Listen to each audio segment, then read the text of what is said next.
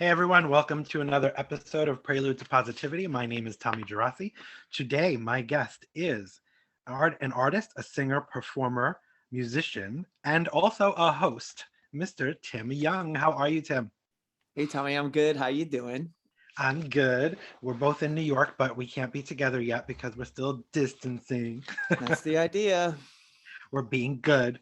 Mhm.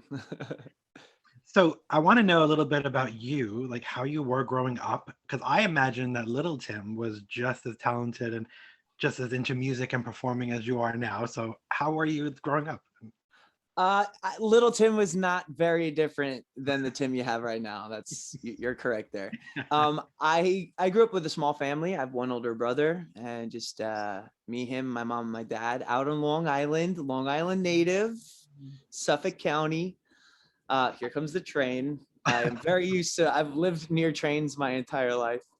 But I grew up in a Christian house, and I've always gone to very like music centered churches. So that's where I learned that I really loved doing music and singing for people. I taught myself the keyboard when I was a really little kid, just because I liked it and people liked when I played it. And I was singing my whole life. I think the first time I put myself on a stage, I was 4 years old and Wow. sang a solo for the church for the Christmas like talent show. And then, just hearing that applause basically set me out on the course of my life from that point forward. So were you a theater kid then? No, I did not grow up on theater. So we were like very Christian in our Mm. house. So like most of our media was either television and like Christian music, church music, whatnot. So Broadway didn't really fit in with that. But I did do a hefty amount of like church musicals. So I always loved the musical form. But when it comes to knowing like Broadway, I did not grow up with it, and I'm still pretty shallow. I'm sad to report on my library of theater music. That's all right, but you've done off Broadway, so now you're like part of that crew. Oh, honey, I've been on Broadway. Yeah. Yes, that's right. That's So right. I made my Broadway debut in 2009 with the original cast of Next to Normal. Mm.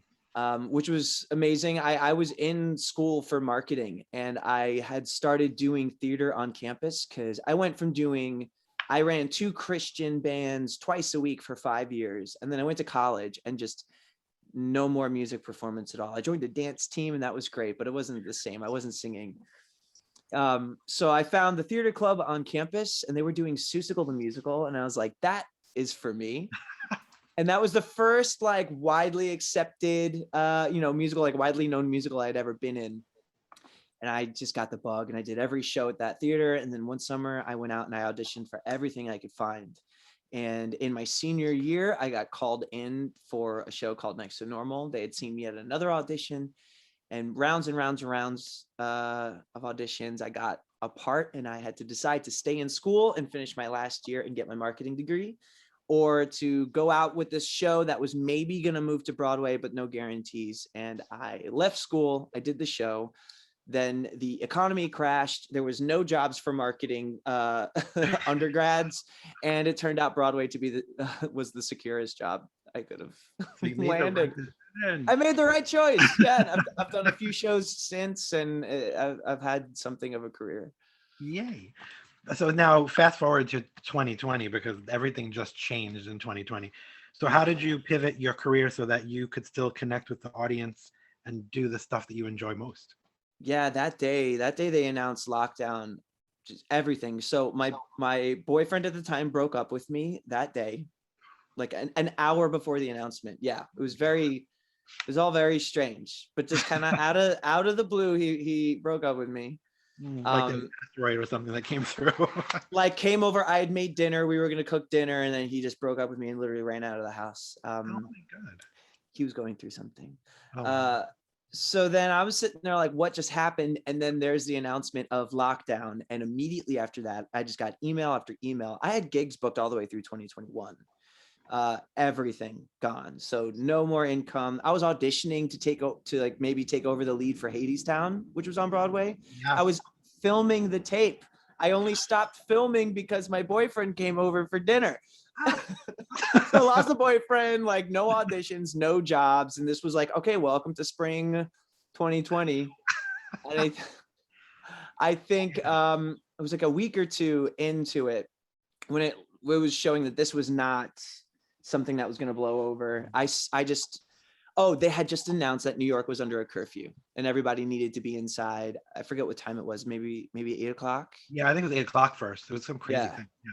So I was like, oh, okay, well, if we have to be home, like I guess I'll do a live stream show and I'll call it Curfew. And it's me reminding everyone that they have to be home. And so I'm telling everyone to get home by 8 o'clock, and your reward for being inside on time is you'll be here to see the show. And so I started doing live streams on Facebook and Instagram. It's called The Curfew Show, where I just take live requests from people on the stream.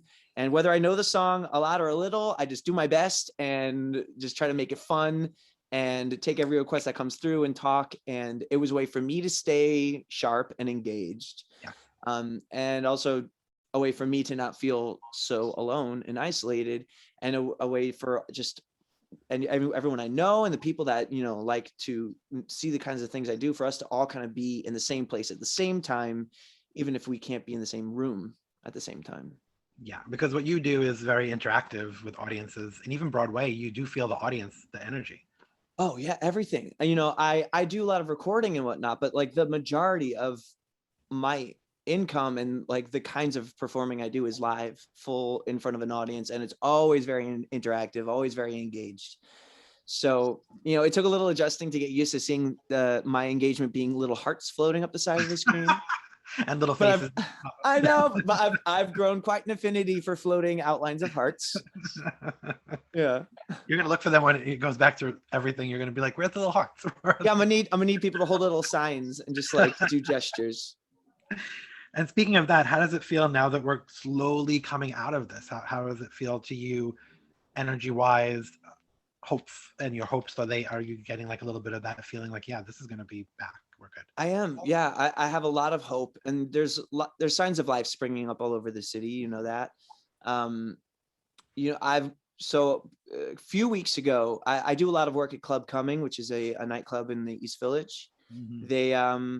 They had hit me up when it was announced that we were moving now to 25%, 35% capacity. Vaccines were going out, COVID guidelines were being loosened up, and they asked if I wanted to do a show. I said yes. I was a little nervous about it because I had not been performing out in public yet. Yeah. But we gave it a shot, and it was, they followed all the guidelines, and it felt really good. And the first thing that really struck me was just how much people needed that live interaction of a show as much as I did. Like, you say it out loud and you're like, yeah, of course, everybody loves that. But, for me, that is how I identified with myself. It's my job is to cause a reaction in people and to gauge them in real time and interact. Like that's what I do for a living, but I live to do it. Like, that's what I love. So to have that again, like to see real-time facial reactions and laughs and clapping, and to tell a story and to, just banter back and forth. Everyone just had so much energy to give, and it gave me so much more to give back. And now I think I just did my 4th week of it. We do it every Tuesday at Club Coming at 8 p.m., the original curfew time. Oh, perfect. And I still do my live stream curfews every Wednesday night at 10 p.m. on my Instagram. And it gives me so much hope. Yeah. Do you find that the live stream thing could be something you'll do anyway, because that reaches people that may never be able to make it to New York, or people that may not be able to come out for financial reasons, for maybe the people that just, for health reasons? Totally. Very much. I'm still going. I have no plans of stopping that stream. Like, Wednesday is a great day. It's not like a very popular day to go out anyway. Yeah. So it's not like I have a big demand to do shows outside of my house on a Wednesday night. And most people, typically stay home on a Wednesday anyway. It's not a huge night to be going out. So yeah, I like that for all the reasons you just said. There's a lot of people that do not live in New York who like to have someone sing songs for them. Yeah, and yeah, like it's not always easy to get to a show. Not everybody wants to be spending money every single week to see a show. So to be able to provide that and to have that connection with an audience for myself anytime I need it. And all I got to do is hit this button on my camera. And this is exactly what the show looks like. It's just me in my bedroom with a little bit better lighting, you know, because it's dark and we got the hue lights. A little more intimate lighting. But it also opened you up to a whole new audience of people that may not have ever been able to have access to you at all. Yeah. Yeah. There was, you know, especially early on in quarantine, people were just on the hunt for anything that was, you know, consumable that they had access to, that was, you know, just any kind of entertainment they were interested in. So a lot of people that normally I wouldn't have had their attention found me and they were directed in my direction. And now we have this curfew crew. I got this regular crowd of people that I look forward to seeing their names pop up on my screen every single time. And there's a Spotify playlist now. Yeah, we just started our very first Spotify playlist where people can join it. If you want to join it, anybody who's watching, it's called The Curfew Crew. So just search that, and people put whatever songs they want to see me perform for them, or just share with the group, or songs that came up while we were doing the show. It's a little home base. And yeah, I want to grow that into as much of a thing as it wants to be. It's that. It's a home base for everybody who likes that kind of entertainment. Yeah, that's perfect. Now, being that we had that pause period, what did you learn about yourself while you were in lockdown? Ooh, that's a big question, Tommy. I learned a ton about myself. I will say, going into quarantine, if the head is a house, my house was a mess. You know, so I did some housekeeping. I learned how to take better care of myself, like physically, like cooking. I never cooked, Tommy. Oh my God. Did you do the thing? Like, okay, it was like the second week of March, they announced the shutdown, and you were like, all right, it's time to go. I'm gonna get wheat flour. I'm gonna germinate seeds. Like, just extreme home cooking. Yeah. I didn't go like sourdough deep, but I was like, okay, it is time to cook. I cannot be ordering 3 meals a night. I just can't afford to. No. And the places were closing early. So like if you didn't order by 4 o'clock, you were not eating. You were done for. And this was still the point at which we thought you were going to get COVID by touching a cardboard box, right? Yeah. So, you know, like you had delivery guys like pushing food with a stick through a gap in the fence.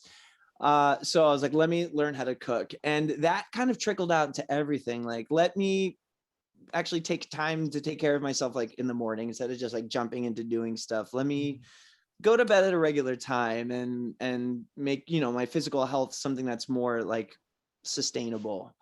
And all of that started with just mental health, like speaking regularly with my therapist and actively just like kind of going through, like, why am I doing what I do? Like, why do I perform? Why am I in this city? Like, there was so many questions, like, why stay in New York? You know, you shut down nightlife, you shut down everything, you lock yourself away from your friends, but your rent's the same. A lot of people left. A lot of people around us were leaving, and I was like, wow, maybe I don't know, maybe they have something. Tommy, my entire building left. I was the only person who stood. One by one, I just saw every apartment gutted. And now I'm I'm like the longest resident in this building. Your seniority. Yes, I'm so old. Yeah, but I had to answer all these questions. Like, why are you here? What are you? What do you mean? What do you provide to a world where what you do is a weapon? You know, like at this point, singing was deemed the most dangerous thing you could do.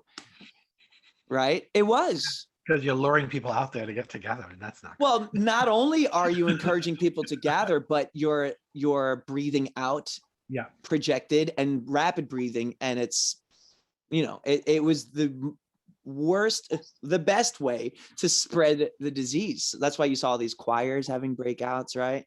Shows were canceled. Like literally, singing was outlawed, and I'm a singer, so there was a whole identity crisis. I was having an identity crisis even before this quarantine, and then throw in the quarantine, and it was like, who are you? So yeah, I had to figure a lot of stuff out, Tommy. Wow. And what dishes did you perfect while you were in lockdown, being that you were cooking? Ooh, I got my meat sauce is on point, Tommy. Oh, my meat sauce is good. I got into cooking fish more. Fish used to always be really intimidating to me because I was like, you mess a fish up, like you could die. Fish is the easiest thing to cook. I was just being all scared. So my fish is good. I make a fine tilapia. I make a beautiful lemon garlic butter sauce. Sauces. I'm into the sauces. I'm a saucy kind of guy. I perfected my chili, my turkey chili, and my turkey meatloaf. I can throw down now with the best. Ooh, I love a meatloaf. Okay, so everyone's chili recipe has a secret recipe. What's yours? Dark chocolate. Mine too. Just a little bit, just a tiny little bit. Throw it in at the end. God, I do a bar of Hershey's. Oh wow! I just do a square. That's it. A square? How much? Oh, that's probably because I cook too much chili. I cook it in the big pot. I do it in the pressure cooker. Yeah, so it's big. But are you eating chili for like 2 weeks though? I freeze it, but yeah, I have it for a long time. I'll freeze some of it. But also, I also ended up with the health thing, so I did the health kick, and I started eating way less than I was eating before, and eating way healthier. Lost 30 pounds, like did all that stuff during quarantine. Look at you. I mean, well, I will say you're looking mighty fresh, Tommy. Looking mighty fresh. Yeah, we were on the same page with that because I felt like this is our pause time. This is our time. If we're gonna do it, we're gonna do it now because we have the time. Mm-hmm. Oh, and I am an anxiety eater. I'm a boredom eater. Like eating is like a thing I do. Like it's the place I go. And as soon as I knew lockdown was happening, we were in trouble. I was like, oh, I need to get on it now, or all I'm gonna do is just eat every unemployment dollar I got. Yeah, I said the same thing. It's gonna be me and the TV and the snacks. And no, that did not happen. I refuse. So, what do you hope that we all learned as a collective during this time that we keep with us as things open up and as we go forward? Okay, so I'm gonna sound very sappy right now. And if you watch the Curfew Show, you know I'm really a big sap. I hope that we all, for at least as long as we can, hold on to this collective gem that we've gotten from quarantine, which is how much we need each other and how this shared experience is a vital facet of the experience. You could have lockdown, you could be in the biggest house with all the most wonderful things. If you're in that house isolated to yourself, it means squat. I think it's the shared experience that adds value to whatever experience you have. So all of the things we've got and all the cities we live in, they mean nothing if we can't do it together.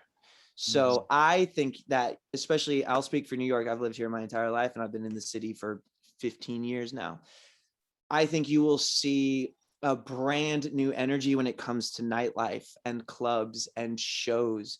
I think it'll be less of this photo op, networking vibe to being people truly wanting to be out and around each other and experience and live.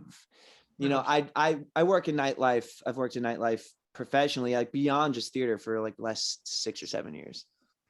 And I will say over that time, I noticed this trend where it became all about just showing up and being at the right table and looking a certain way and being photographed and leaving. And there was this lack. I noticed there was just fewer people bringing energy to the party, and they were more coming to the party and almost taking a little bit more than they were giving. And certainly I've been guilty of it too. You know, it kind of just became how things worked. I think you'll see that flipped now. I think you're going to see people showing up and showing out and giving and sharing and talking and dancing. That's my big hope, is that we share. We really harness the value of sharing our experience. I hope so too. What is it that you're most passionate about with all the interests that you have? I am most passionate about creating spaces for people to share an experience. So for me, those spaces will be musical spaces, right? So if it's me at a piano and singing, if it's me with my band, if it's me putting together a group of performers, and that's what I'm focusing on now. I'm trying to make as many of events as I can. Like I got the one at Club coming. I'm developing a new event at Wild Birds in Bed-Stuy. I'll be working on one in Times Square later this year. to facilitate places where people can come and just be unabashedly themselves with each other and have fun. And if you were going to write a book about your life, which you might do someday, what would you call this particular chapter of it? This chapter? Uh-oh.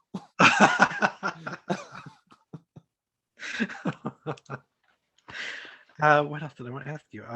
What is the That's most a good fulfilling question. part? Yeah, what's the most fulfilling part of what you do? For you, what is the most fulfilling part of it? The reactions. I think that real time, I'll liken it to my metaphor bucket is dry. It's that real time reaction. It's the sound of hitting a baseball. It's that feeling of that contact, the hit that it makes. It's about singing a song and seeing it land on somebody, or seeing them want to start singing along with you, telling a joke and somebody laughs. That's everything to me. And speaking of all that, something called Clubhouse came along towards the end of this thing. Unfortunately, if it would have been in the beginning, I think it would have been great too. But you developed this show type thing called Next Top Mod. So how the heck did you come up with that idea? So the day I started it, it came up that morning. So for those who don't know, Clubhouse is a voice-only social media app where people speak in real time. So I got really invested in that in early January, and that's how I met you. And that's how I met a lot of the people that have been coming to my shows. Now we have like a whole Clubhouse crew of people. But I found myself with a core group of like 6, and we would just chat all day long on and off the app. Like we just all got really, really close. And I forget exactly how it happened, but we were all just kind of like bantering back and forth. And then we were all talking about how maybe we could develop a room. And I was like, oh yeah, like I can't remember if I said it or someone else said it, so I don't want to take the credit, but somehow came up that like, oh yeah, everyone's just trying to be America's like next top model. And I was like, oh wait, you mean America's next top mod? And then everybody was like, oh, you have to. So then that night was America's Next Top Mod with me, Tyra Banks, the equivalent, where I run people through a series of challenges to see if they have what it takes to become Clubhouse's next top mod. With sound effects, it's not just simply. Oh, she's produced, honey, because I do shows. So we got background music, we got sound effects, vocal effects. I love it so much. And I mean, if you want to talk about Timmy as a kid, radio shows. I was doing radio shows all the time. I used to do my book reports as audio projects. I refused to type them. There would be a picture book with a sound for when you turn the page. And I've just always been like that. So you give me an audio only app and a good idea for a game, I was in hog heaven. Wow. And apparently when I met you on Clubhouse, though, I already had known of you before because you were in a little play called Afterglow in the city. Yes. What was that like? Because I know it's kind of intimidating to be in a show like Cold. that. Like there's those shower scenes and everybody's always getting naked in that show. Yes. Afterglow was it was also known as the naked gay play. It's about a married gay couple and a third of theirs that they engage with in the bedroom. And the way that challenges the relationships between all 3 of them. I got brought in later into the show, and it just kept getting renewed and renewed. It was only supposed to be up for 6 weeks, and I think we ran it for almost 8 months. It was almost a year, yeah, it was an amazing experience. And yeah, you're acting in the nude, like you're not nude the whole time, but I think there's 5 scenes of nudity, full blown. And the audience, oh god, the audience is on both sides of stage, so they're getting you from every angle. Like you got no secrets in that show. I have to say it was amazing. I've never been shy. Let's just be real. I've never been shy about being naked. I enjoy it. But I'd never done it like as a performance in front of like a large group of people before. So it was exhilarating. I loved it. You definitely have to get over some mental hurdles. And I'll say, no matter what, every time before you step out for that first naked scene, I was always like, oh my God, are we really about to do this? And then as soon as you're out there and you got your lines kicked in, you start your scene, you're just like, oh, whatever, this is great. I love this. Well, because it was tasteful. It wasn't like they were just saying get naked for no reason. So it was Yes, if it was just being naked for the sake of being naked, I would have not felt good about it. But they were really, really respectful. It really supported the material in the show, and they enforced respect from the audience. I would say 99.5% of the audience was very respectful, and like really supportive of what we were doing. But you get those folks who think they got a bright idea and they think they're sneaky with their phones. But you better believe not one photo ever came out, because our staff on that theater, they were yoink, delete, you out. They were all over it. I know the gumption. I mean, yeah, if you, and also I was invited to most of the time. I ended up taking some friends of mine though, because I enjoyed it so much. So I brought people with me at points, but they kept inviting me to come back. And I was like, well, I've seen it, but it's different people. So I was like, okay, I'll come back. And I did enjoy seeing it with different people because each actor did bring their own spin. Oh yeah. So yeah, it was. So I was a swing. So I swung all three of the characters, and I played all three of them multiple times. And the way it was written, each of them is very much their own piece of the pie. You know, there's the one who's really insecure in the relationship. There's the one who's too confident in the relationship and is blind to the ways that he's hurting the relationship. And then there's the one who's just naive to how they're just walking into, you know, a storm. So to have to find that shade of myself in every corner of myself, like, you want to talk about learning about who you are. That was an experience. I was like, I'm all three of these people. I've been all three of these kinds of person in a relationship, in different relationships, in the same relationship. Like it was really, really well written in that way. And to have to find each of those dynamics in me while naked was really, really pushing it. I also felt like the third person that was in it, aside from the couple of third person, could have been anything else. Could have been an addiction, could have been social media. Like replace the person with that, replace the person with addiction, replace the person with a job that you're too into. So I always felt like there's so many statements in that play that were being given, and I was like, this is really deep. It's not just people being naked. Yeah, I mean, I've never looked at it that way. And 100%, yeah, the things that we bring into our relationship without realizing the toll that it takes, and the distraction that it does. Speaking of online and all that stuff, how can we find you online? Yeah, so I'm in the middle of updating my website, but it's still pretty relevant, but it's going to look very different next week. But my website is soundsliketimyoung.com, and I'm everything everywhere sounds like Tim Young. So Instagram, Facebook, Twitter, my YouTube. I have some music videos up there, and I'm finishing up a bunch of singles right now that are going to be coming out through spring and summer. 2 music videos and 4 new singles. So super excited about that. And there's going to be lots of shows, and I'll be updating my events calendar so people know where to come to be at these shows. But you could always start with the live stream on every Wednesday night at 10 o'clock on my Instagram, Sounds Like Tim Young, or come over to Club Coming on a Tuesday at 8. And this Tuesday is your birthday. This Tuesday coming up. So this Tuesday is my birthday. And I'm doing a whole big birthday blowout at Club Coming. And anyone who sees this, if it's in time, you are more than welcome to join. But if it's too late, just come on any other Tuesday. I think we should premiere this on your birthday. That would actually make sense. That'd be very sweet. The morning of the birthday. Let's do that. Now, I also know that you had said you were going to perform for us, which is going to be a first for me because so far I haven't had musicians that perform. They usually just send the music. But do you want to perform now or wait and do the rest of the questions and then do it? It's up to you. I think. Why don't let's do the question. I didn't know there was more questions. Let's finish out the questions. Let's finish out the questions. Okay. So what is one thing that you absolutely cannot live without? I'm not going to go with the obvious and say like a piano. Let's see. One thing that I absolutely cannot live without. Oh, eye drops. Okay. Oh God. Like, do you remember that movie Conspiracy Theory? Yes. It's Mel Gibson and Julia Roberts. Yes. Okay. You know how he compulsively buys copies of Catcher in the Rye? Yes. You do eye drops? That's me with eye drops. There's eye drops all over your apartment, huh? Every cabinet, there's eye drops. There's like one in every bag and every coat. Like I do not go out without eye drops. I have to have them. Okay. I have chapstick. That's my thing. What's one thing that you wish we could all live without? God, I might get flack for this, but the first thing that came to my mind was social media.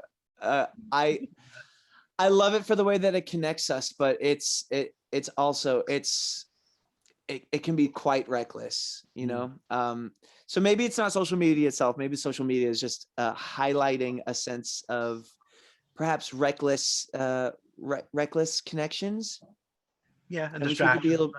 Yeah, I wish we could be a little bit more mindful about the impact we have on each other. Yeah. One person actually shocked me one time and said money. And I thought, oh yeah, that's true. Because it's the root of everything, a lot of problems. So I was like, that makes sense. But yeah, It'd be a very different world, Tommy. you wouldn't have to work so hard, right? If you had to describe yourself using 3 hashtags, what 3 hashtags describe Tim Young the best? Ginger. Oh yes.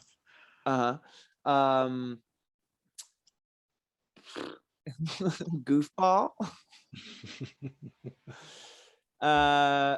Oh, and then it's a toss-up. Again, musician, obviously. I mean, you're let's just presume you're on my music page, but what's the hashtag? Honestly, probably naked. Okay. Probably naked. I just did a shirtless stream last night. I love it. I can get down with that. The body's nothing to be ashamed of, let me tell you. We should all be more proud of our bodies. I believe that. That is true. Maybe I'll update to be naked in roller skates because I can't have 4 and the roller skates are a big thing. Yeah. Oh, thing I can't live without, roller skates. Okay, eye dropping while roller skating. I got to combine. Okay, my that skates could be an Olympic thing, right? Sure. Yeah. Maybe you'll see me doing at my next show. So what are you going to perform for us? I'm going to do an original song of mine called Me and the Moon. Yay. Okay. I actually wrote this one during quarantine. Another reason to enjoy quarantine. Oh, yes. So here, we're going to get you the nice drippy vocals. Yes. Do you want me to mute my mic or anything so that we don't have... Yeah, that's probably a good idea just in case. So I wrote this song, I think it was a few months into quarantine, still kind of reeling off of the boyfriend leaving so suddenly and then being very, very alone. And then in that state of being alone, just realizing that I'm still kept company by the things that I love the most that aren't necessarily people. And then that gave birth to this song. It's called Me and the Moon.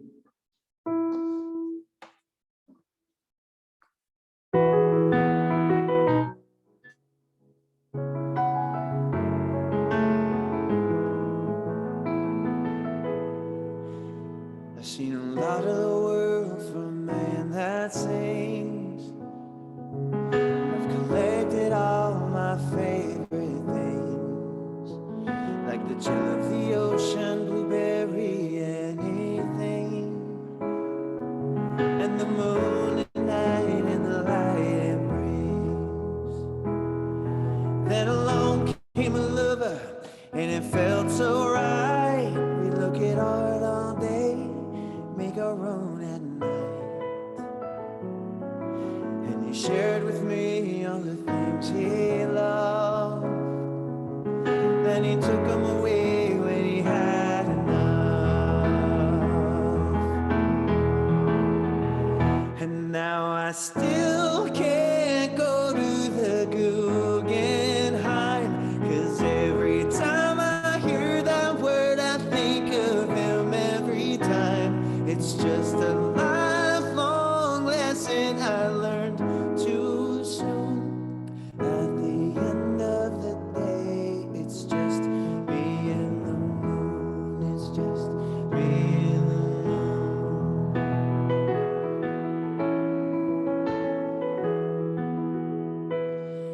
Now the moon and I shared a belly of glass as we swam in the ocean and never looked back. You might have made me blue, but it's alright.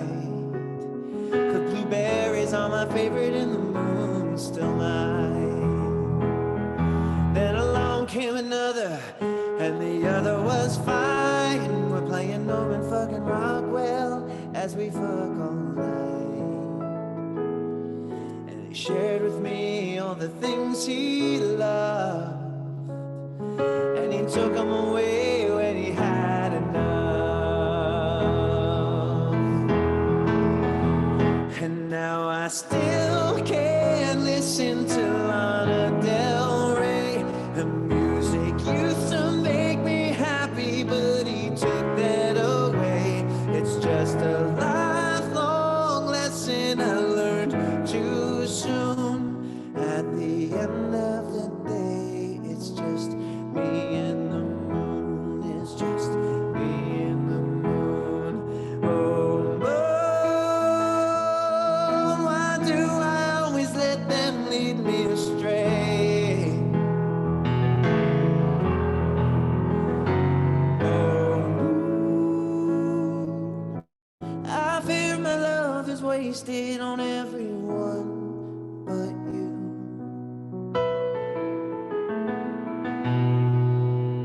I've seen a lot of the world for a man that sings, and this one thing is clear: there's no time or place but now and here. So give me a blueberry with an ocean view, and come on moon, it's just me and you. And now I sing my own songs and paint my own sky, and I laugh as I cry, a backward tear from my eye that rises up into the night like a silver spoon. 'Cause at the end of the day, it's just me and the moon. It's just me and the moon. It's just me and the moon. It's just me and the moon.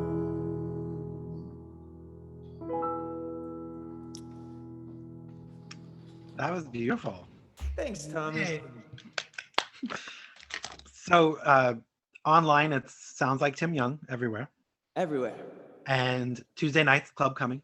Yes, 8 o'clock. Wednesday night, live on IG and Facebook. Every 10 o'clock p.m. on a Wednesday. And Next Top Mod is Clubhouse.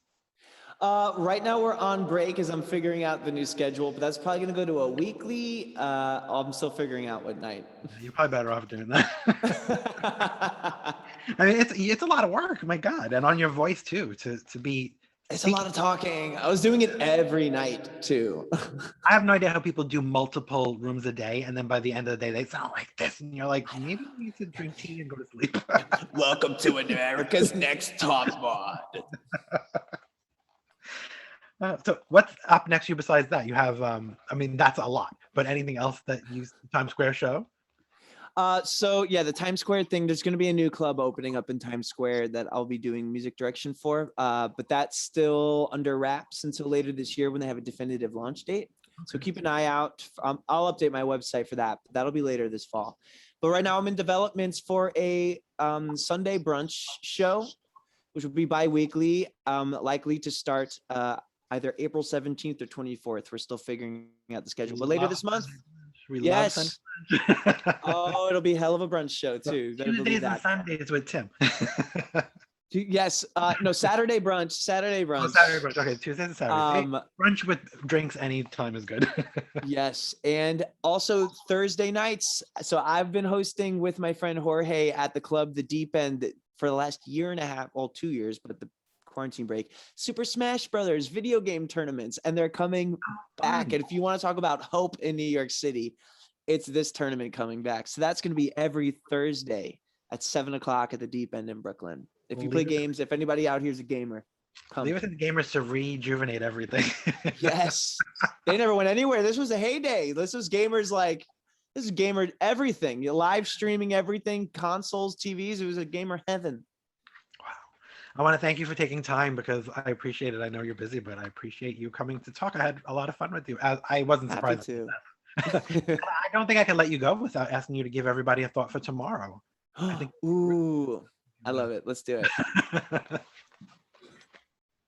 So for those who don't know, at the end of every Curfew show, live and on Instagram, I do a thing called A Thought for Tomorrow. It's where I play the piano and I let you empty your mind and I give you something to think about for the end of the day to wake up with tomorrow.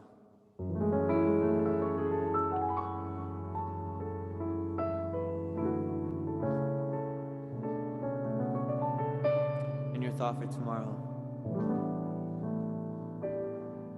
It's about what we were talking about before. The value of connection. How we see it more now than maybe we ever have in our lifetime. But consider how quickly we forget everything. And it's probably a matter of time before we sink back into the kinds of lives that we had before this.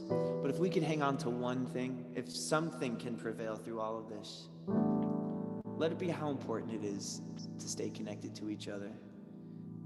How valuable a shared experience really is, and how sharing an experience adds value to everything we do. So your thought for tomorrow is to stay connected. Good night. I love it. This is what happens when you're raised on Mr. Rogers as a church kid. It works. It works. It's like the Osmonds meets. Thank you. Thank you, everybody, for listening, and we will see you again soon. Thank you so much for having me, Tommy.